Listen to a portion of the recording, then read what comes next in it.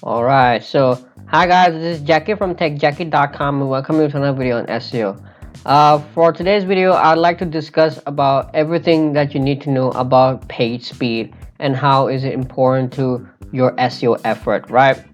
Because to be honest, talking about page speed, people used to think that it is such a big ranking factors, and you really have to focus on it, and how much should you really focus on it. In this video I'll explain to you. So if you're brand new to this channel, make sure press the subscribe button down below, so whenever I release a new SEO video like this, you get notified, right? So today I'm gonna debunk each and everything that you need to know about page speed. So without further ado, let's jump right in. So the first thing that you need to really clarify, or to understand, is the definition and the myth, right? So what I mean by this one, right? So when people talk about page speed, they used to they like to refer to it as how fast the website should load. In fact, that is not the case, right? Page speed, as the name suggests, is how fast your page loads, right? So page speed is how fast your page loads, right? So when Google looks at your page speed, right, it doesn't look at your overall website, but rather just your individual page. So let's say one of your page loads very fast, so that might that might rank higher in the Google search. But if another page loads slow, then that page might not rank well, right? So it's not your overall website, but rather it's just an individual page of your website that is responsible for the page speed, right? This is the first thing that you need to understand. Now second thing that you need to really get a grasp on is the only tool that you need to measure page speed, right? I know, like, there are many tools out there, right? Google Page Speed Insights, right? GTmetrix, Pingdom, right? There are tons and tons of other online free tools that allows you to measure how fast your page loads, or the page speed of your website, right? But to be honest, right, the only tool that you really need is GTmetrix, right? So like, as you can see right now, I'm opening it here, GTmetrix, and I recommend you to sign up for it. It's a free account, right? You can also use without sign up, but I'll let you know in a second why you need to really sign up for it. But this is such a great tool that really gives you full insight as to the different factors that you need to consider, right, when you want to improve your page speed. Let's say I'm going to analyze my website. So like, one of the features after you sign up for it is you get like a history of your testing results, right? So you can instantly analyze it again and again, right? And besides, you can also select the server options, right? Like, by default it is tested from Canada, but you can also test it from different location, like Dallas, USA, right? Hong Kong, China, London, UK, right? Mumbai, India. Like, there are different server locations, right, where you can test your page speed. But I like to go with Canada, being the default one here. And then you can just simply click on analyze, right? It will analyze your page speed, right? And the one thing that I really like about this tool over other tools such as Google Page Speed Insights, is it gives you the seconds of how fast your page actually loads, right? Like, if you go to Google's Google Page Speed Insights, you get kind of like an optimization score, right? So you don't really know how much time your page actually loads, right? But here, right, as you can see, my page took 5.5 seconds, right? As you can see, is a very definitive metrics here, right? 5.5 seconds. And it also gives you the total page size, right, or how big your page is. The smaller your page size, the faster your page is gonna load, right? And this is one of the cool features that I really like, is this waterfall right, as well as the timing metrics here. So the waterfall graphs here shows which different elements on your page, right, actually takes how much time. Like, you can see, right, the home page itself takes about 958.4 milliseconds, and then there's a bunch of font library, right? And then comes a couple of plugins, right? Like, for instance, there's this Astra, right? I use Astra theme, so there's a font file being loaded. It took 1.16 seconds, right? So let's say if I want to improve my page speed, like 1 second more, then I can remove the use of this astra font right from my website. So it really gives you as to what type of elements, how long each element on your website actually takes to load, right? So you can improve your page speed based on this, right? Which I'm gonna talk in a second of how to actually improve your page speed, right? But this is just an overview, of how you can use this tool to really improve your page speeds and how deep the information they give you, right? And all this for free, right? So that's the good part here. And the third thing that you need to understand is understand the TTFB and why it's important, right? So when talking about page speeds, there are different metrics that you need to keep in mind, such as the page on loads, right? Or the when does your page actually first show the results, right? The first content paint, when your page actually first show the results to the users, and then other metrics.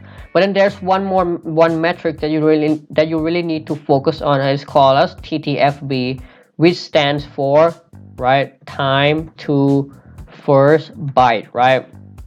Which essentially means how the first time, right? Like the first time your page actually gets the signal back from the server, right? The request from the server. So that essentially means time to first byte. And why this metric is such an important thing, right? Is because like there are many various studies published online, right? Let's say from like many authoritative blogs, right, where trust any like a lot of trustworthy places, such as Neil Patel's blog, right, where he analyzed like 143,827 URLs, as well as from Moz and Backlinko, right? Like from their studies, it was concluded that TTFB has the highest correlation with the rankings, right? As you can see, like site speeds for page load time to first byte, right, TTFB, this was the largest correlation noted in our studies. And according to Moz as well, right, TTFB, right, is one of the most important metrics to improve, like which correlates with the higher rankings, as well as Backlinko, right, as you can see here, correlated with like the average TTFB, right, as you can see. So like if you use GT metrics, right, as I just showed earlier, you can go to the section where it says timings, and then you can check your TTFB metrics right here, right? As you can see, like there's a TTFB, there's a DOM in it, right? DOM loaded, different metrics. But the only thing that you need to consider is TTFB, which has a highest correlation with your rankings. So it's not really like how fast your page takes to load, right? This is a matter of TTFB that Google really looking for. And one of the ways to really improve your TTFB is your hosting, right? This mainly depends on your hosting servers. So if you have a very poor hosting, and if you have like 2-second, 3-second TTFBs, you'll notice that that page may not rank higher, right? Or in fact, your overall website may not rank higher if if it affects your overall website, right? So make sure that your TTFB is under like 1 second, right? That's the average value that you need to keep in mind. Like for mine is 0.8 seconds, which is like pretty okay, right? If I can reduce to about 0.5, then that would be like considered as very good, but it should be less than 1 second for this. So TTFB is the most important metrics when it comes to page speed that you really need to keep in mind, right? Because according to various studies, there's a highest correlation between TTFBs and the site rankings, right? Okay. And the fourth question, which brings us to how big is the page speed as a ranking factor, and how Google actually uses it, right? Because there are tons and tons of debates out there to how really big this page speed is, right, as compared to other search like SEO rankings, right, like the factors. So when it comes to how big it is, actually it's not that big, right? In fact, it's very small. And how Google actually uses it, right? They use it as a kind of like a relative ranking factor, right? And what I mean by this is like this. Suppose if you go to Google, right? If you go to Google and you type in, let's say, best running shoes in 2020. Now, how is page speed being used in ranking here? number one, it is very being used in a very minimal effort, right? Like not much, right, compared to backlinks or compared to on-page SEO. But how Google actually uses it is by comparing how fast your page speed is to the average of the of the top 10 ranking results, right? So it is being used as like a something kind of like a relative ranking factor. So it doesn't depend on your website alone, but it depends on your competitors as well, right? So let's say the average top 10 ranking page speed, right, is about, let's say, 5 seconds. And if your page loads at 7 seconds, then you may get knocked down to the second page, right? And that's how it is actually used. But if your page loads within that 5 second average loading times, then you have a high chance of ranking on the first page. And that's how the page speed actually being used, right? So page speed is not a big ranking factor, right? In fact, Brian Dean from Backlinko has just recently published a video where he conducted a case studies on his own website by improving page speed, and he would like to see how his ranking would improve, right? In fact, he didn't see any improvement on that. So it is not that much of a big ranking factor. But if your page speed doesn't doesn't fall in the average page speed of the first page ranking result, you may you may not rank well, right? That's how it's being used, right? So you don't really have to. So that's why I know there's no like fix of how much your page actually should load, right? There's no fixed seconds there. It depends on your competitors, right? Depends on the majority of them. But it is advised to keep it about 2 to 5 seconds, right? Because if your page takes forever to load, right, that also means a very bad thing to the user as well, right?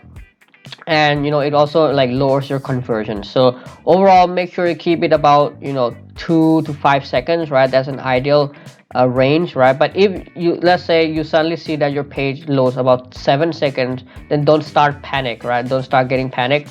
You have to analyze your competitors, right, and see how much their page actually loads, right, on the average of all the top 10 ranking results, right? And the last thing that you need to understand about page speed is the tips to improve it, right? Like what are some of the tips that you can take away from this video and instantly improve your page speed, right? So there are a couple of things that you can do, right? Like but one of the most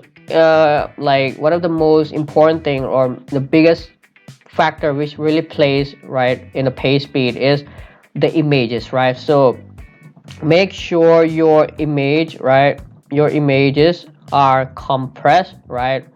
And use .jpeg file, right? As many as possible.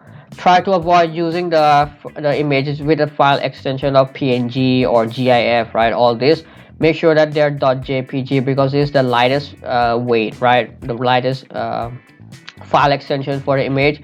And make sure that they're compressed, right? You can find any of the free online compressing images tool out there. You can just simply go to Google and type in free image compressor, right? You can type it like this, and you can go to compress jpg, right? imagecompressor.com. You can simply go to there and compress it, right? Images plays a very important role when it comes to page speed. Besides, you can also analyze using the GT metrics, right, which I just showed you earlier, using the waterfall graph here, and you can see which elements on your page, right, actually takes a lot of time to load. Like for me instance, the theme, right, the theme file here, which comes with the website theme, right, the WordPress theme, actually takes about 1.16 seconds to load. Now if I disable this custom font, right, from my website, then I would be able to save like almost 1.5 seconds on it, right? So that's a huge improvement for the page speed. What else can I do on my website to improve? Like for instance, let's say I have like lots of plugins, right? Plugins also contribute a lot, right? So if you're using WordPress, if using WordPress, make sure you use as minimum plugin as possible, right? So don't use too many plugins, right? Make sure that only a handful of them are activated, are used, right? And besides that, you can also, you know, like use caching plugins, right? There's like tons of free caching plugins out there, right? Caching plugins and CDN, right? You can use a free CDN like from Cloudflare, right? Which definitely can handle the job for you. So these are the three big tips that you can, you know, instantly apply on your website, right? Actually, 4 tips, right? Use waterfall graph from GT metrics, right? Like I've used this tool and it has improved a lot, right, for my website page speed, because you can clearly see, you know, what elements on your website actually slows your page down, and you can, you know, work on it, right? And that's all for this video, right? If you have any, you know, if you have any question regarding, you know, page speeds or anything related to SEO, make sure to comment it down in the comment section down below, and I'll try to answer them as soon as possible. And if you like this video, make sure to press the thumbs up button and subscribe to the channel if you haven't done it yet. And that's all for it. Thank you for watching. See you in the next video.